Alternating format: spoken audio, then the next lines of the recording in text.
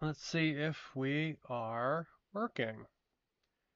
Okay, it looks like that is good. There we go. All right.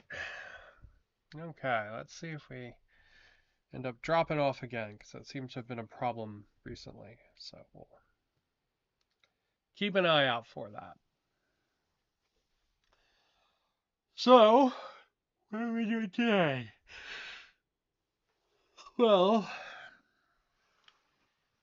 previously we made some of these suckers. These are 8x8 MDF boards um, with 3D printed FDM 6mm streets on them. And the concept is that they all kind of fit together like this.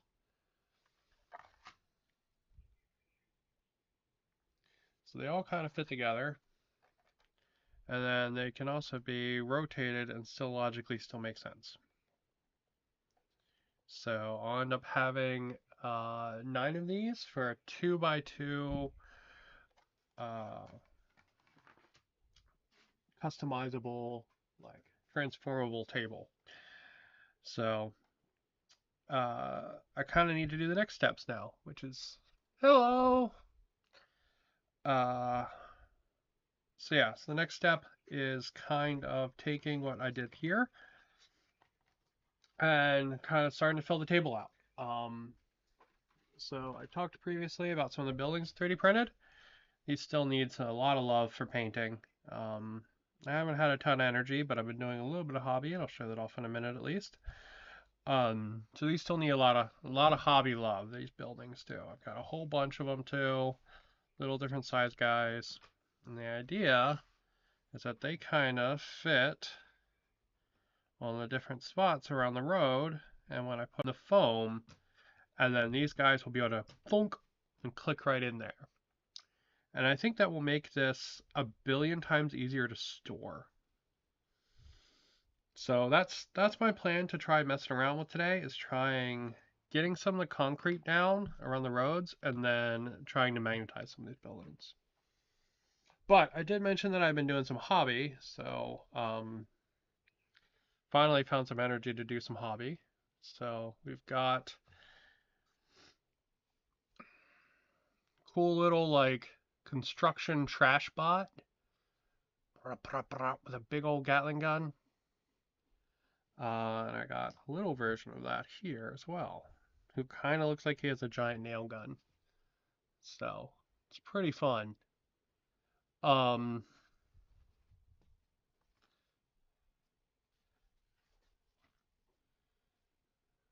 Sorry, the colors are all off because we got silver in the background. Um, but yeah, pretty fun little guys. So these are from Full Spectrum Dominance, which is a game from the Lazy Forger, who's the guy that made the terrain that I used on my other BattleTech table setup I made.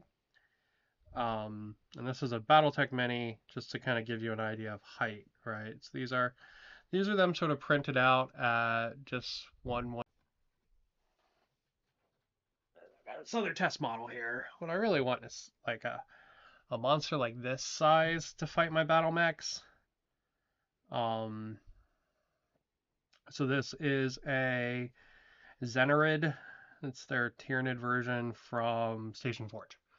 That's what this is. So it's kind of the size. Excuse me, it's been an insane week.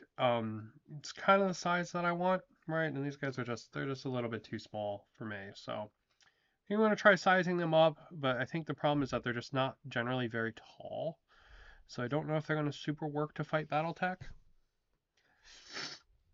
Even the biggest one that's out right now is this guy, and he's even, you can see, very small. So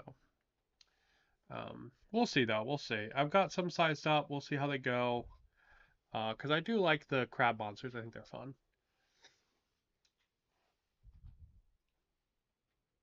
Oh, there are some really fun of these trash bots too.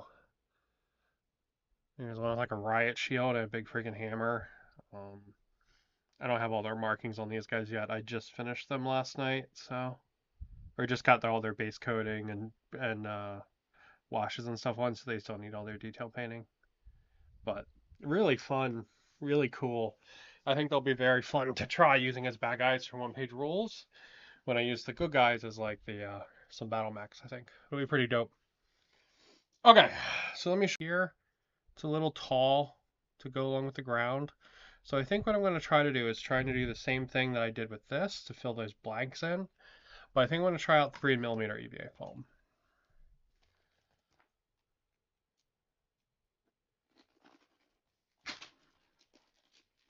And I think the 3mm is still going to be thick enough I can put a magnet in it. But I think it'll be a little more correct size with the concrete there. So I got some off of Amazon. And the company I bought it from rolled it up, which is a real dickhead move. You shouldn't ever sell... hello again.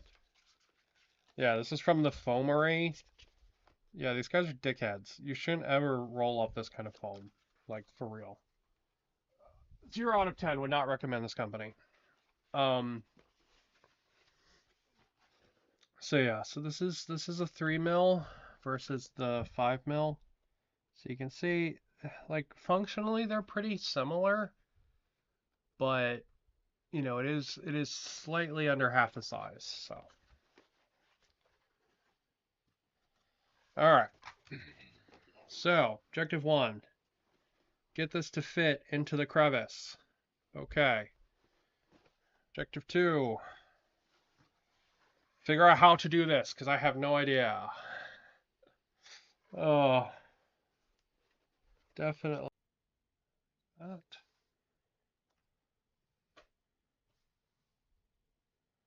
We'll do. And then I should be able to, areas that aren't cut super well, I should be able to finish those up.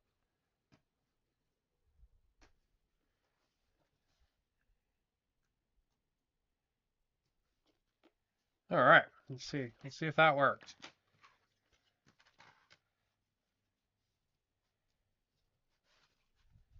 Okay, we got tiny bit of overhang, but nothing terrible, I don't think. Nothing I don't think we can trim off really quick. Or we could try a different spot. Still a little bit of overhang.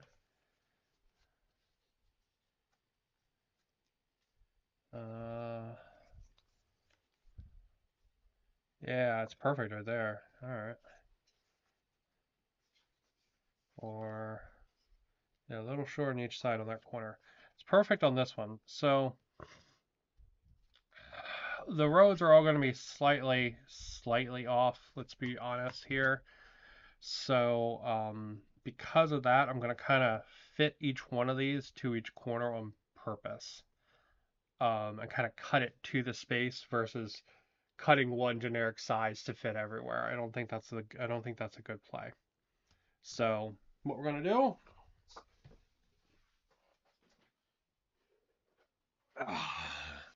Now PVA foam or EVA foam is not very. It doesn't take shape very well, unless you warm it up. At which point it becomes super conducive to taking shape. So it's something to keep in mind with this. That maybe hitting it with a heat gun for like a second or two after it's glued down would not be a bad idea. So, alright. We're going to take this is my wonderful Gundam part holder because I'm painting a Gundam. So, yeah, behold how high-tech that is. Also, it works fantastically well, might I add, because it's also got weight in it because there's water in this stupid jug. Alright, we're going to let that sit. And we're going to try cutting out some other ones real quick. Because some of these are going to have weird shapes, like this one. And I'm not turbo sure how to deal with that.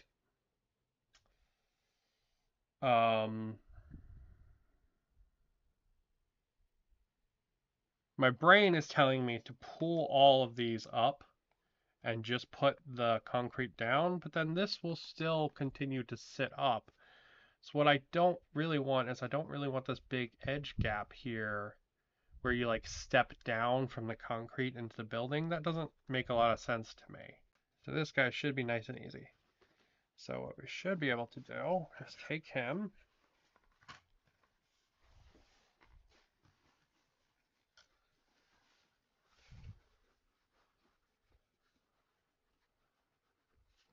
You can tell I don't do a lot of this like trash bashing stuff, like scratch building stuff very often because I really don't know what I'm doing. But this is how we learn. This is how we learn new things, by trying.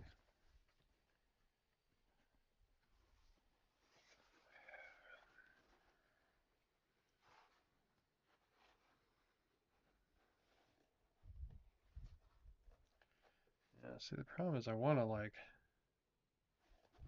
cut it facing down, not up. So I think I'll get a better result.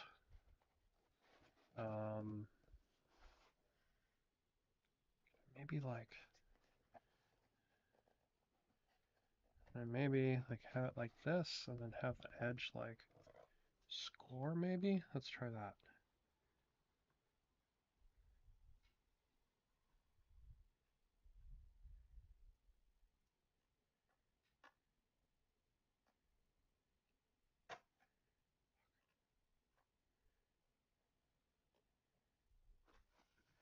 All right, let's try that. See if that worked.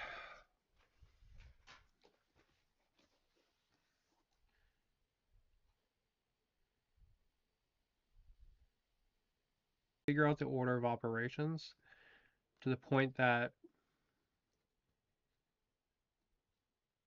when I suck at a part of it, like the scratch building part here that I really suck at, but when I suck at a part of it, I have something to like fill in the gaps, right? I have a way to make my ineptitude at doing that part of the hobby still turn out okay, right?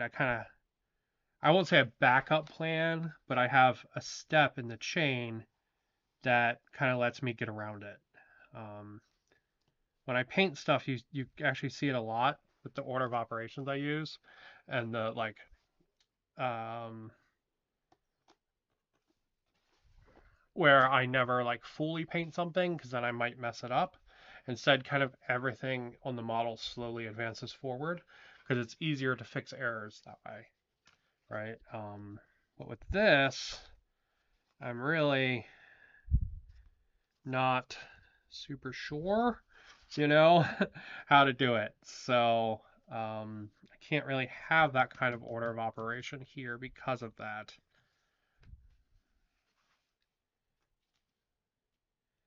All right, so let's see. Yeah, that side is not cut straightly.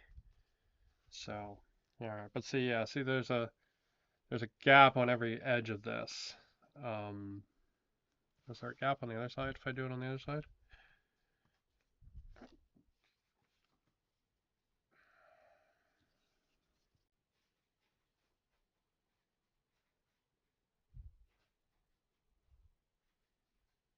So what's the order of operation that works best here?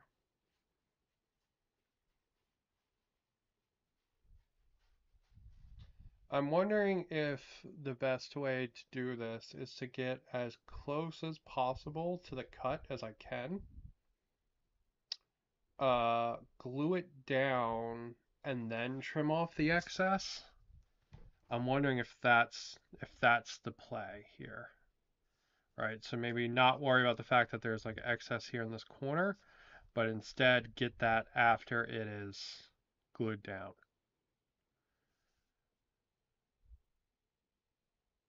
I think that might be the better way to do this.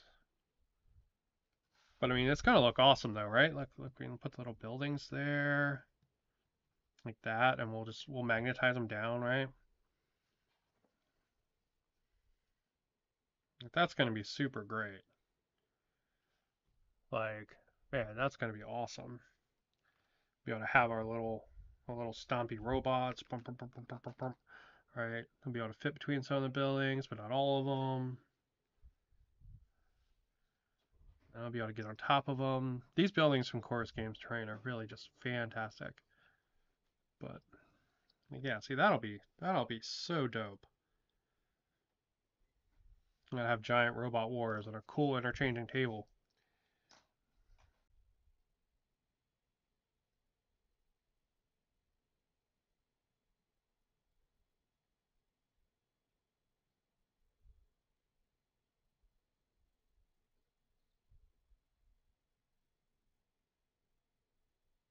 Sorry, I was just thinking, would this be easier if instead of doing the 8x8 squares, I actually just did a 2x2 solid board and then just magnetized all the buildings?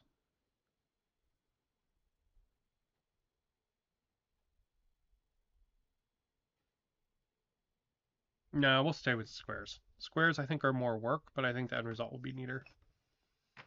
So, okay. So I think gluing these down and then trimming off the edge is probably the right way to do this. So that means that, all right, so this one's going to be on this side with these guys. So we need to do one for this side then as well.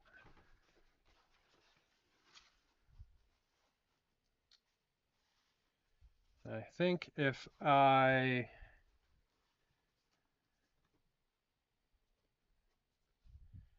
kind of offload some of the I'm going to do it once it's glued down, right? I think if I doing that, it will help me kind of fix or get around the errors right now. So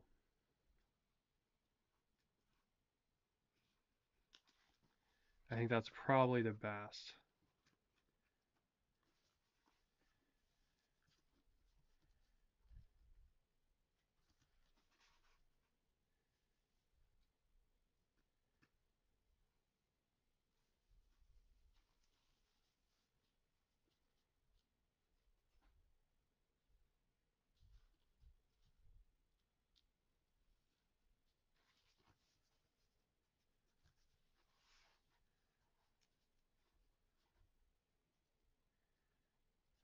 Yeah, it's interesting. Some of the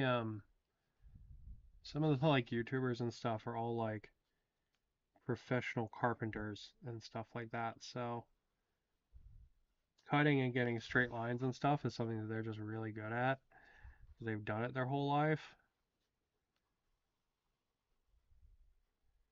But somebody like me, this is the part that I'm like, precision is not something I've ever been good at in any context. So it definitely adds to the challenge for this project for me. You can kind of even see it in my painting, the way that I paint and weather things and stuff. Like a lot of it is because I'm really not a big precision fan. You can even see it when I do things like like volumetric highlights and stuff like that. You'll see the same kind of messiness that I do. Um, all right, but that should work. Should work, and then we'll try cleaning up the edge once it's down, once it's glued down. So, all right, so we'll glue this one down, and what we'll do is we'll go look at the other one real quick, because it should be pretty well glued down now.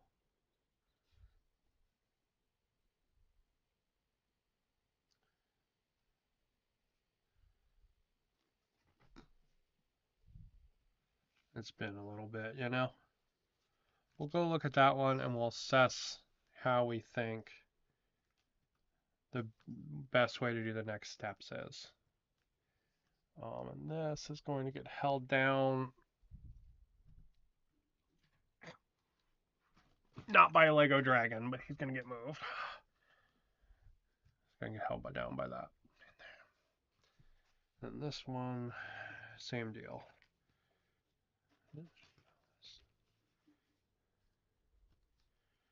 Yeah, same deal.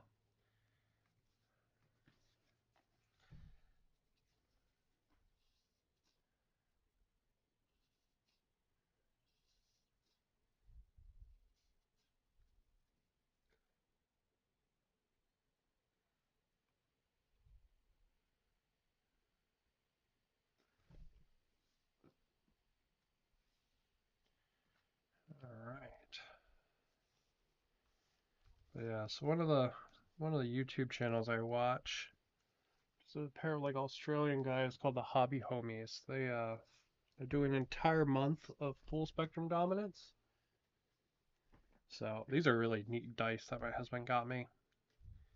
They're also very heavy, so they'll work very well to hold this down. Actually, we'll switch to the other set of that too. Yeah, these dice are cool as shit. They're like um, coins. Really neat.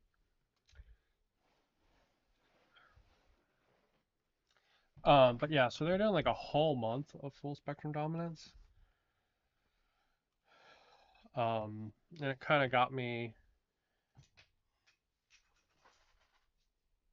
It kind of got me in the mood to work on it. All right.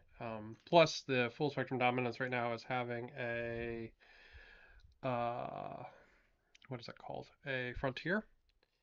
For a single and co-op campaign for their game. So you fight those bug minis that I showed off earlier. Um, so I thought it'd be kind of cool because the city will also work for full spectrum dominance. So I could maybe try that out since it's solo and co-op now. Thought that might be kind of neat too.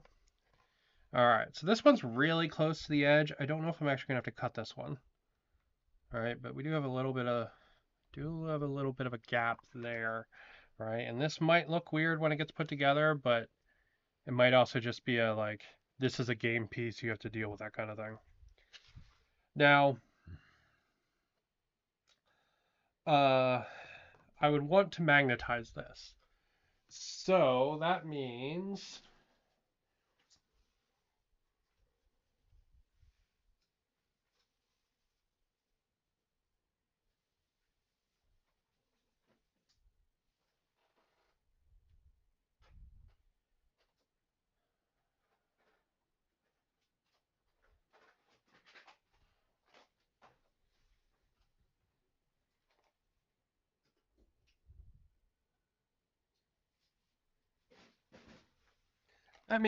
I need some magnets.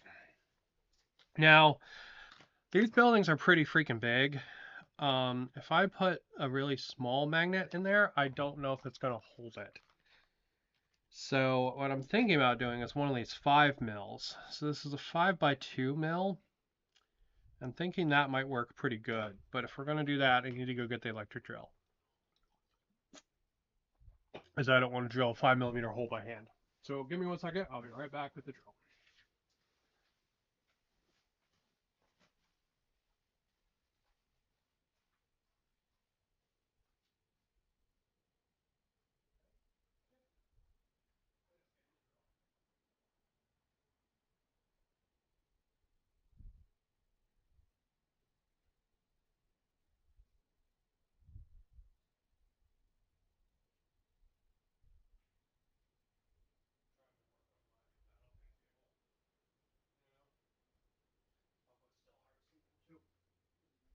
Letting you know.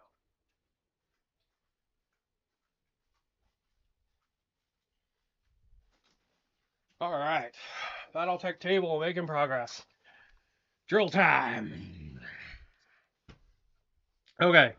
I have never drilled EVA foam before. I have a half of a suspicion that it's going to tear and splinter when I do this. So because of that, what I think I'm going to do is I think I'm going to make some initial cuts on it to try and prevent that.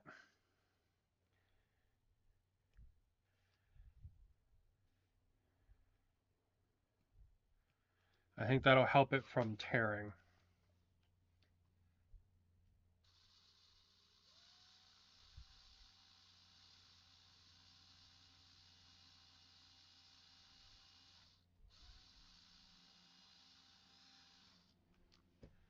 Okay. Um, hmm.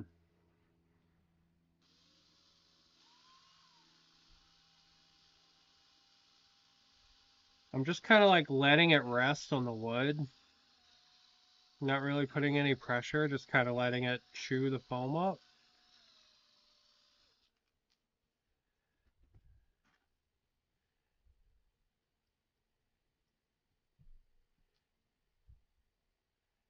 Might actually just be better just to cut this with a razor knife, to be honest.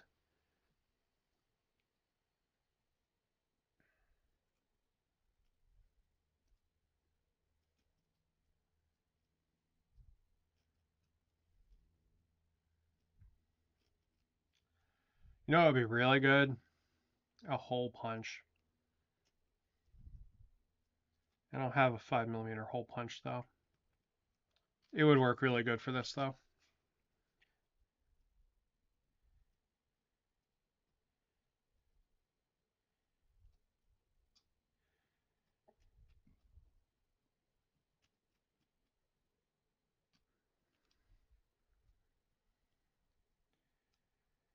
If I had been super precise in this, which is never going to happen, I could have made a jig in my 3D printer to both cut and place this, but the problem is that each one of these is like different size slightly. So I'd rather get closer to it than use a jig. All right. Let's try shoving this magnet in our hole.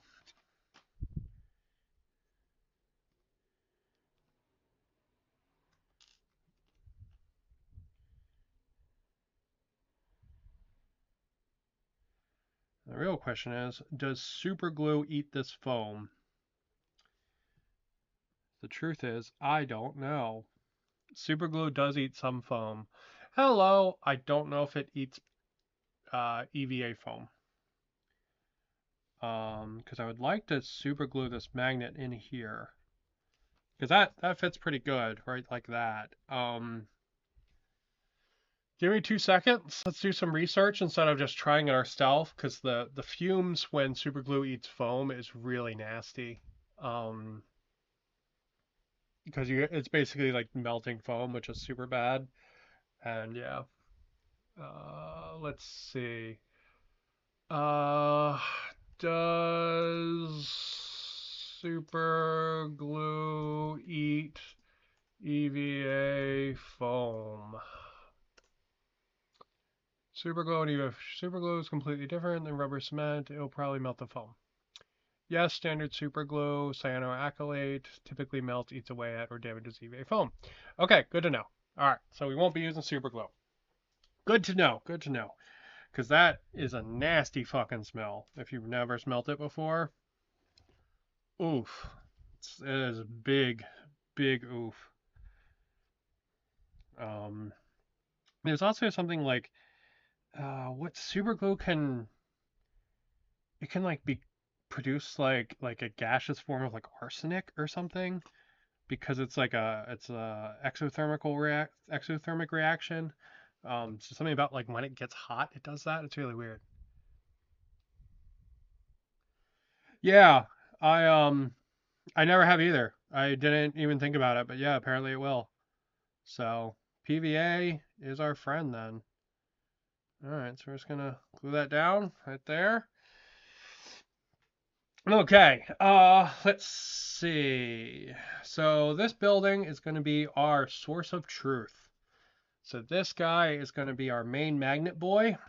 So we're going to use him to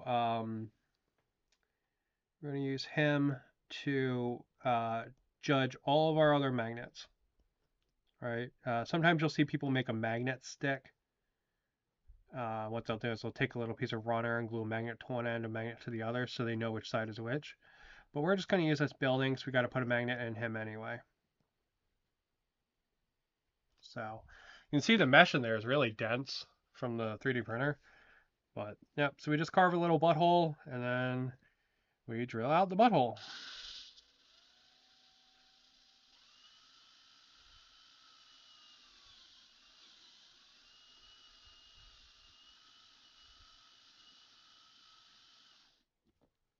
The butthole doesn't need to be mega deep, but it's got to be deep enough to fit one of these things, but not so deep that it's going to get lost inside. This, however, we can use cyanoacrylate on.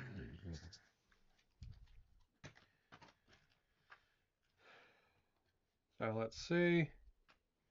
Okay, god damn it. Stay in your hole.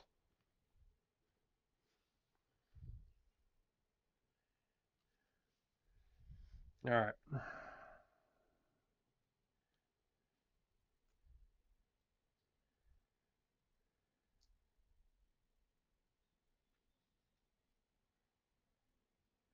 Here we are having to pay the troll toll to get into that boy's hole. You got to pay the troll toll to get in. Also, holy shit. It's always funny, or it's always sunny is an amazing show that I've never actually watched, but I've seen so many fucking clips from it. All right, there we go. All right. Troll toll paid. And we have a magnet. We are good to go. All right, now this is going to pull the magnet out of the foam, but I'm going to demonstrate it. Bonk. There we go. Okay, well, I guess it's not going to be that strong on the big buildings, but yeah. All right, so we've got our foam down, we've got our road down, we have our 8x8 square, we have magnetized buildings. Now, I did mention this earlier, I was going to originally just magnetize or glue the buildings down to the foam. However, that will make it a trillion times harder to store this. So that's why I've switched to having both the rotatable boards and the uh, and the magnetized buildings. It will mean that setup's going to take a little longer, but it will be more customizable in the end, which is pretty cool.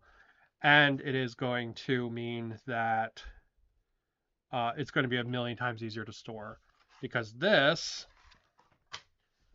is a trillion times smaller than that.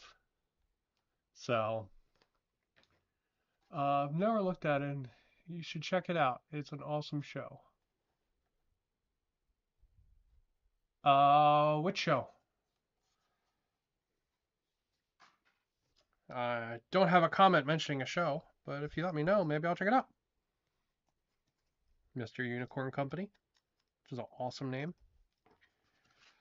Okay. Ugh. I was bringing my dog home from the vet on Friday. He fucking punched me in the face, and I think legitimately broke my nose. So man, every time I have to touch it, it hurts like a motherfucker.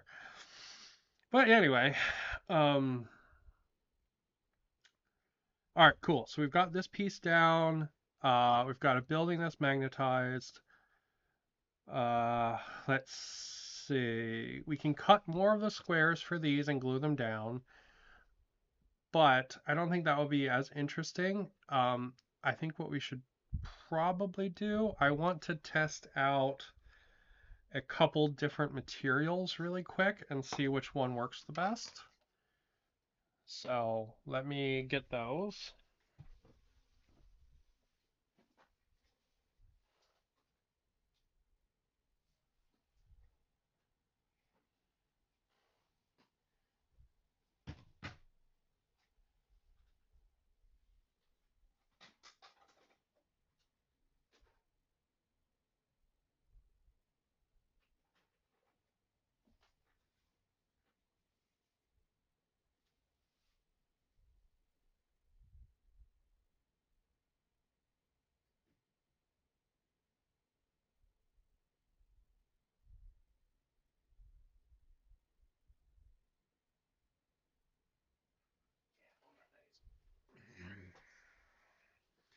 Okay. So I got a couple. Oh, Always Sunny. Yeah. Oh my God, dude. I've seen so many clips from the fucking, like, I've literally watched hours and hours of clips from the show, but I've never actually sat down and watched an episode. Like, for whatever reason, it's just like not how my brain works. Like, I won't sit down and like watch TV, but like if I'm doing something else and then there's a clip on, like I'll watch it for like that minute, you know what I mean? And I'll do that like 1,000 times throughout the day, but I'll never sit down and actually watch the show. Ugh. But anyway, yeah, so it looks amazing. And wonderful things like the Dayman and the Nightman song get stuck in my head for days for a show I've never seen. So it's fun. Okay, so this is one of the blocks that I cut out that we're using the thicker foam. Um, what I want to try to do is I want to try some texture stuff out. So this foam holds texture amazingly well if you heat it up. So what you do is you hit it with a hot glue, or not a hot gun, a heat gun for like maybe like a second or two, and it becomes super pliable and manipulatable and will really hold texture extremely well. I don't really want to do that to all the pieces. Um, One, I misplaced my heat gun. I don't know where it went, and it's somewhere in my garage probably. But two, it has a little bit of a smell, and I think I can do the same thing with some pastes. So I figure we would try that out. Um, Try out playing with the pastes instead. I thought might be cool. And something different, you know? So got my trash napkin here. So what I want to try to do is I want to try to stipple a little bit with these different pastes. So this is the fiber paste. I've used this on the channel before um, for texture on buildings. So the texture on these buildings, these like Willy Wonka destroyed war buildings, the stucco texture here, this is that fiber paste. Um, I really love this texture. I love this paste. I think it's amazing. It kind of blows my mind that I never see any like other hobbyists ever use it because it's really great um, for doing stucco. Instead, you see people mix up like caulk and like all this stuff. And all that stuff has like silica and all in it. So like if you're breathing it in, it's really bad for your lungs. So, but this is just a paste you can just buy. It's like 15 bucks for this and it works amazing. This is another paste. This is heavy gel gloss. This I use for water texture because it holds body. I also use it for fire texture sometimes because it kind of looks like fire. So I want to try stippling this. I want to see what it looks like. I've actually never tried stippling this before. So we'll give this one a shot first and then we'll do the other one too. And then lastly, we're going to try Mod Podge. But Mod Podge will hold a texture. See, the problem with stippling this is that it's going to try to pop up on me. Mod Podge will hold a texture, but it also self-levels a little. So that might be pretty good. All right, let's try the fiber paste. The fiber paste does have fiber in it, which is one of the reasons I was maybe thinking the other one might be better. That's one of the things that actually has little pieces of like fiber in it. So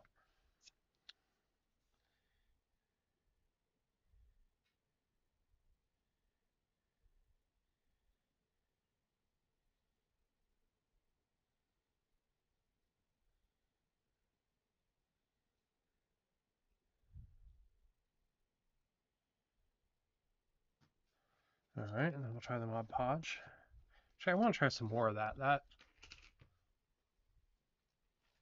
That's got a neat texture to it. Let's try some more of that. Actually.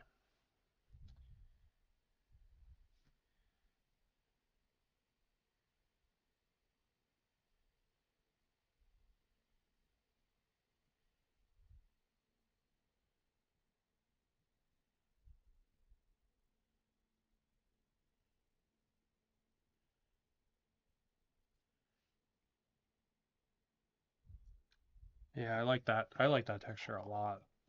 God, this fiber paste is just so good. And it's a Mod Podge. This is a very old jug of Mod Podge. I use Mod Podge a lot for water. I use the gloss Mod Podge for water because it self-levels a little.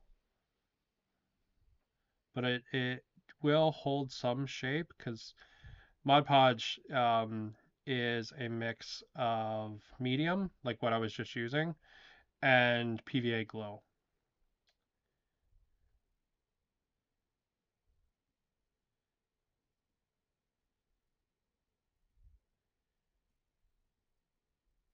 All right, and we'll let each one of those dry, and then we'll check them again in a little bit.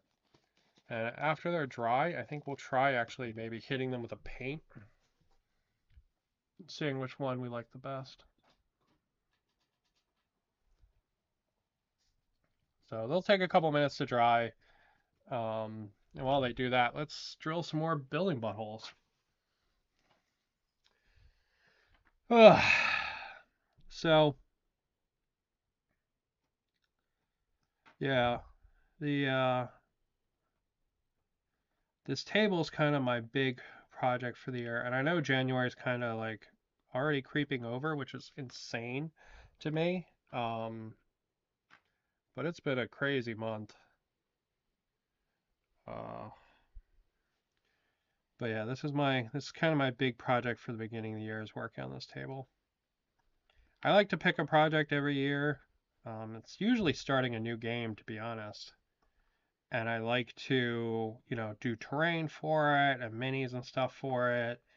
Um, so I think maybe this will be a little bit of, maybe this will be some full spectrum dominance plus battletech. Right? 'Cause I played a lot of battletech. I love battletech. It's probably my favorite game. Although I'm really, to be honest, I'm super excited about the idea of playing StarQuest with mechs at 6 mil scale. Like that really is, that's an exciting idea to me. That sounds like a lot of fun.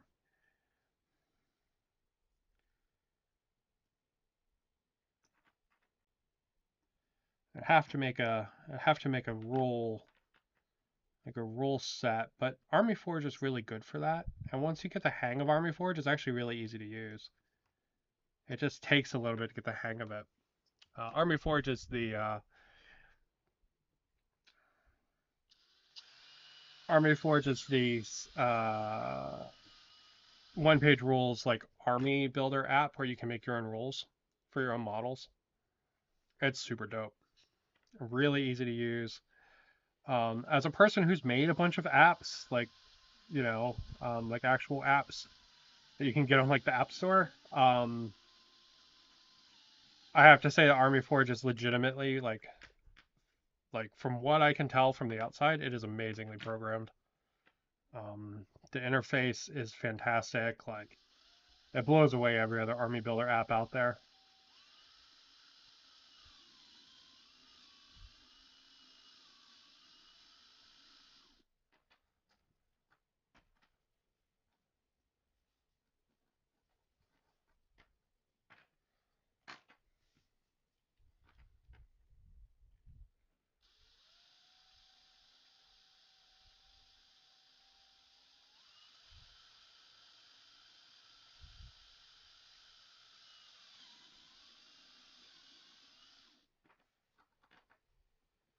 Nice. Cool.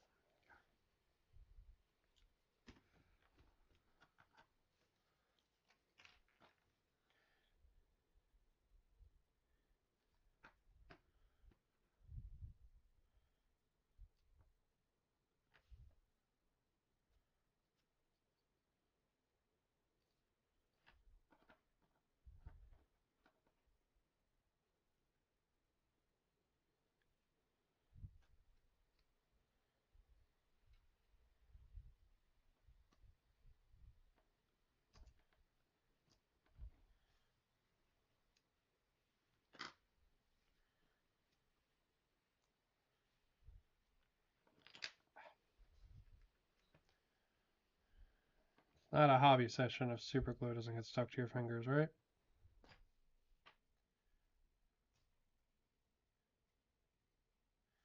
Okay, dude, stop. Why are you tilting like that? Come on, man.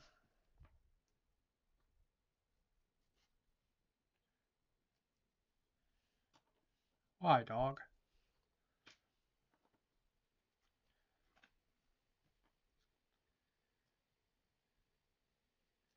Come on, homie, don't do that. Be that way.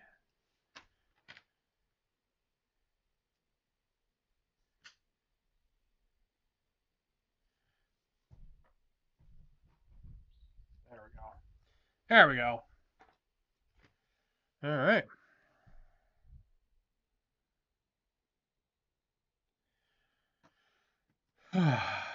But yeah,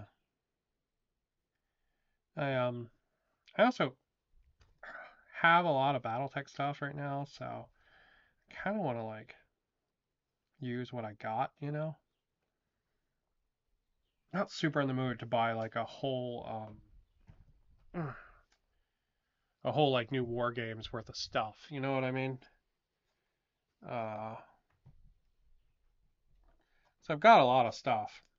Now, thankfully, last year the big project that I was kind of buying stuff for was a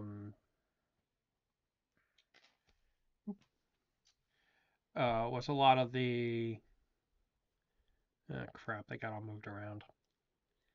It was a lot of like the War Games Atlantic stuff. So thankfully, those are really not something that like. All right, cool. It's in the right way. Which are thankfully not really something that like I'm super worried about not using. You know what I mean? Because the War Games Atlantic stuff, like you use a couple, you'll get a box, it'll have like 4 runners in it. You know, you might use like 2 of them for the project you're on, and then you kind of just save the rest for the future. And then you'd go dig into them, and you're like, oh man, I need a different kind of zombie now. Oh, look, I still got that War Games Atlantic zombie box, you know. Um, I need World War II zombies, or I need, fantasy zombies today, that kind of thing, right? That's kind of what they're for. They work really good for that. So even though I have a giant stack of those to the right of me, I'm not really too worried about those.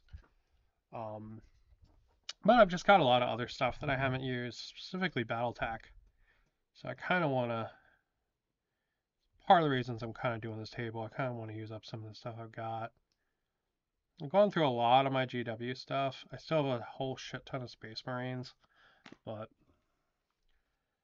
I think owning some Space Marines that never get painted is like just the cost of being in this hobby, you know?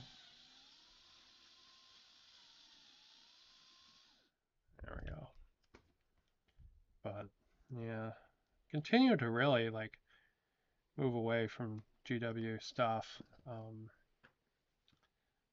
Not because it's bad stuff, but just because I'm really not interested in playing their games lately. Um, oop, that's not the same size one. Okay, let's find the same size one.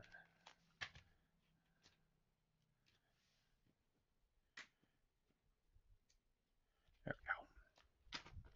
So I kind of want to do other stuff. I was really enjoying Dead Man's Hand. I should get that back on the table. And I did all kinds of World War II stuff, and I've got the Quar that I was turning into possums. They're so good.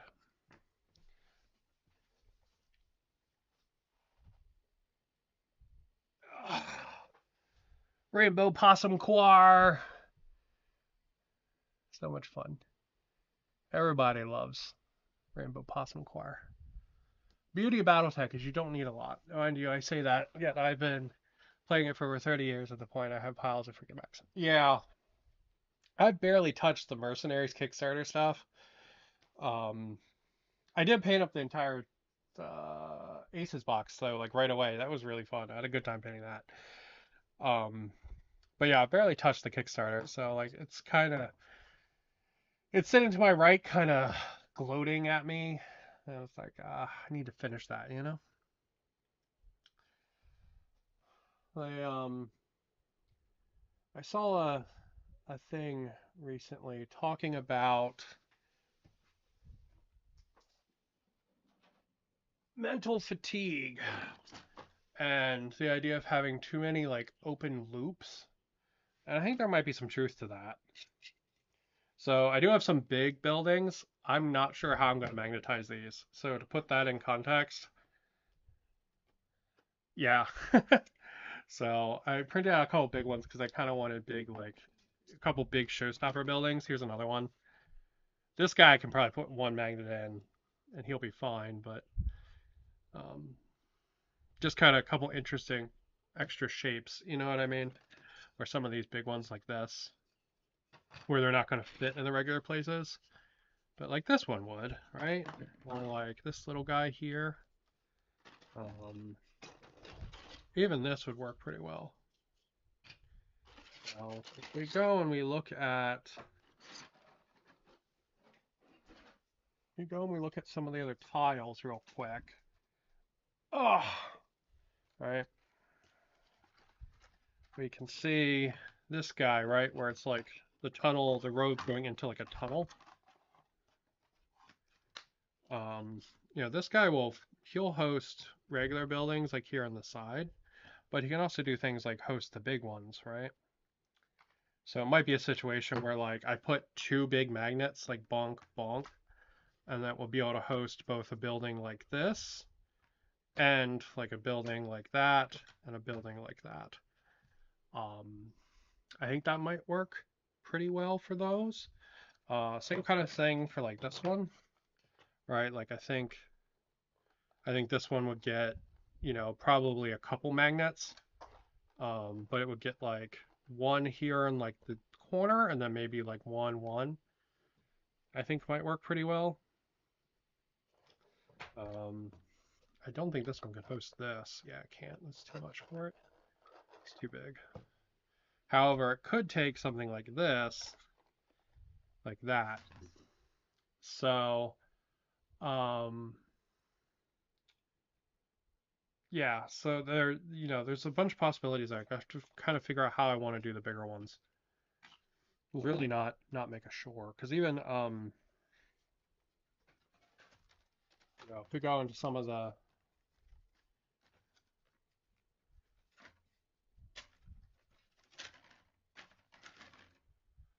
some of the buildings like this, or some of the roads like this one here.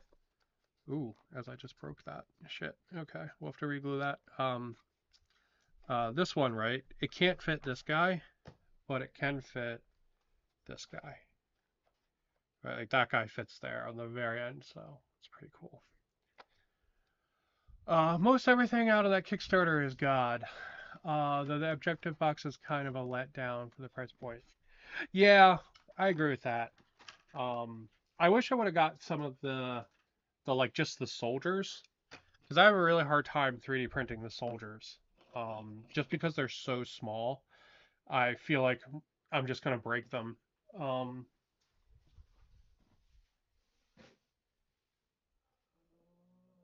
where's that little cap? There it is. So I did a display piece a while ago, which was supposed to be like the bad guys from the Fox Patrol book. So they have like a whole little board. But the in the book it describes like a bunch of soldiers like hanging on to them. So I actually 3D printed a bunch of little soldiers. Gonna try to get these as close to the camera as you can see. So these are all 6mm soldiers. These might actually be from Full Spectrum Dominance. I don't remember where these guys are from, but they're just like generic like 6mm soldiers. You can see how tiny they are. Um, yeah, these are definitely not from Full Spectrum Dominance. They're way too small. Uh, but yeah, you can see how tiny these little guys are. So they're really hard to print out. It's very easy to break them when you're getting them off supports and stuff. So yeah. I'm guessing you have a 3D printer. I do. I have FDM and a resin printer as well, PLA printer. So yeah, so we can do tiny little details like this. And since I was talking about full spectrum dominance, I'm going to print out some of the like street signs and street stops and stuff like that. And they're going to go on these boards as well. So like, little benches and stuff like that as well is going to go in here. So, um, but they're all coming from Lazy Forger. Um, they'll all be done in resin. But then things like this is FDM, right? So these buildings are nice and strong and solid. These buildings are from Corvus Games Terrain. They're fantastic. They're actually wonderful. I cannot sing better praises about them. I've had zero failures. Everything is super clean. I mean, fucking look at that. Look at the roof on that building. That's amazing. Um, yeah, Chorus Game Train, just phenomenal buildings. Yeah, absolutely wonderful. Um, and these are all printed on a Bamboo Labs H2C, which is a gigantic printer, but very nice. Yeah, printing troops and battle armor at 6 mil can be hard to print. I have a resin printer and I printed battle armor. They break so easy. Yeah, they really do. Um, like it's genuinely really hard to print those little guys. That's kind of why I wanted some of the plastic ones. But for whatever dumb reason, I didn't add those to my Kickstarter. I got everything else instead because I'm a genius. But there we go. Look at that. Da-da-da-da. As long as I don't make it go completely vertical, it holds on pretty damn well. All right. That's our buildings there. And then these we'll clean up after they're fully dried. Now let's go look at our texture, because that's something else I want to do before I call it, because I'm getting a little over the hour mark. I want to go look at our textures real quick. So this is the texture from the fiber. This is the texture from the medium heavy gel, and this is the texture from the Mod Podge. What I want to do really fast.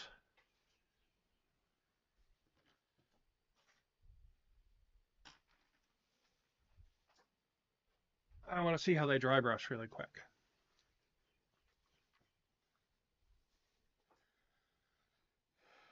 So we're going to try dry brushing those really fast.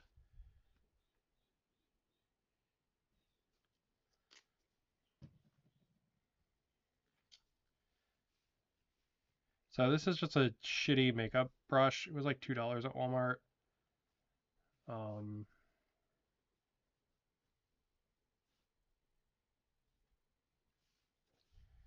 Just kind of. Did I get all of the paint off? Apparently I got all of the paint off.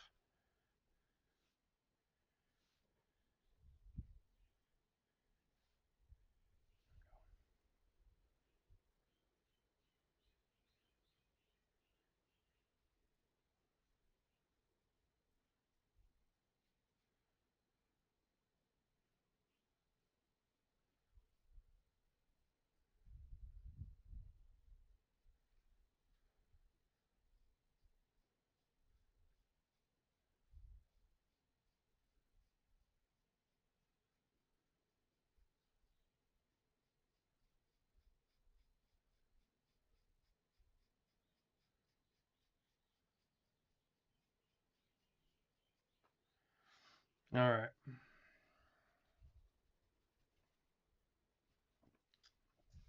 Okay, so this is our fiber paste.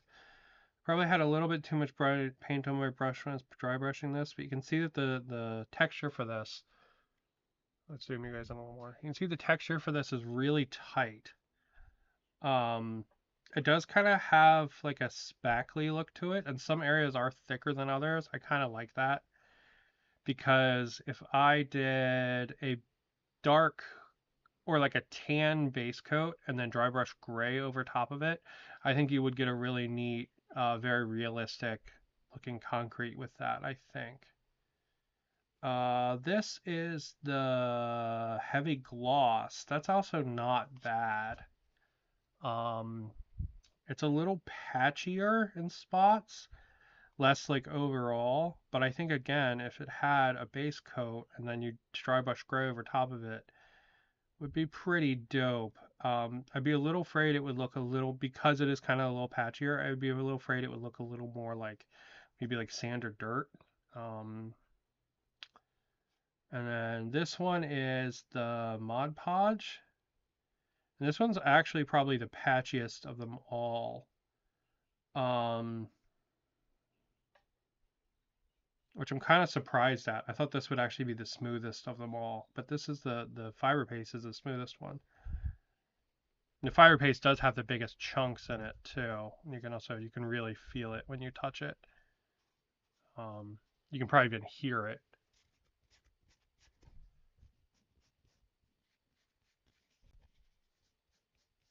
right? So that's me touching the fiber paste. And the other one is the other two. They're a lot softer kind of texture. Um, yeah, I think really any of these I think would be pretty damn good.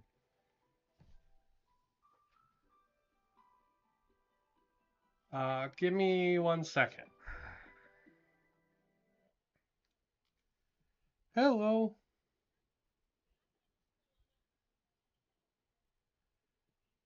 How's it?